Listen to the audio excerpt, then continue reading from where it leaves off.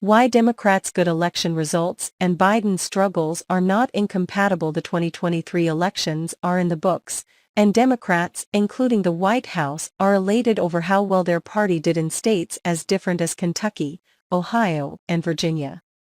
There may be ingredients in Tuesday night's results that prove to be a harbinger for President Joe Biden's re-election in 2024. Nonetheless, there is still the reality that, even with his party's strong showing this week, poll numbers for the president himself remain markedly low. And that strong electoral showing this week may have more to do with factors unrelated to Biden and won't necessarily strengthen his 2024 position beyond what polling now shows. The local angle first, Democrats benefited from some local factors. Redistricting played a role in their victories in the Virginia legislature. Democrats had to turn out to take advantage of it, but they likely walked into the night with the upper hand in terms of how the lines were drawn.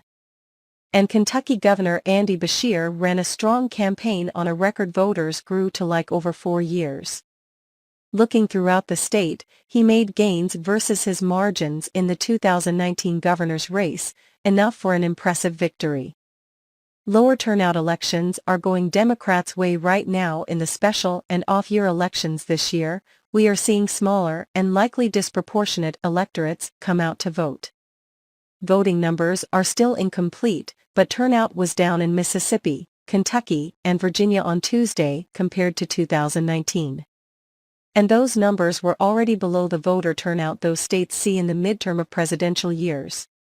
Taken together, the results in Kentucky, Ohio, Virginia, and Mississippi may speak partly to a trend we've been seeing more broadly. Democratic voters, particularly college-educated ones, seem extraordinarily motivated to vote, as they were when Donald Trump was president.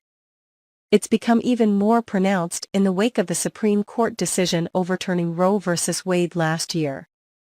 However, recent polling suggests Trump and Republicans enjoy an advantage among voters who have not been as motivated to participate in special and off-year elections. If they turn out in 2024, for Trump, and voter turnout is always an if until it happens, that could produce a dramatically different result, one that's in line with all of the recent national and swing state polling showing Biden struggling. In other words, an election like Tuesday's can be quite favorable to Democrats, and the polling that shows Biden in trouble in 2024 can still be accurate, like this week's New York Times poll of battleground states.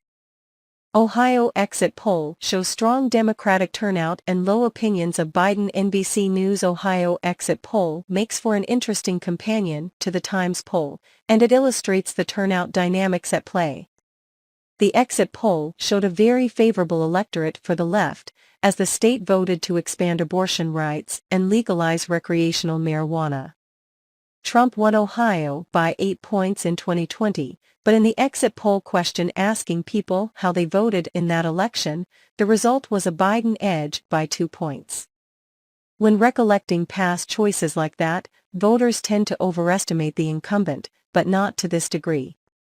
The size of this swing suggests that Democratic turnout was higher than Republican turnout and that the electorate was markedly different on Tuesday than it would be in a presidential year. And even within that different, more friendly electorate, the exit poll still showed Biden struggling. Biden's approval rating among Ohio voters was 39%. Nearly three-quarters, 73%, think Biden should not run in 2024, contrasted with 63% who think Trump should not run. Despite the success of the abortion referendum, the exit poll suggests Trump would still be heavily favored to beat Biden comfortably in Ohio, as he did in 2020.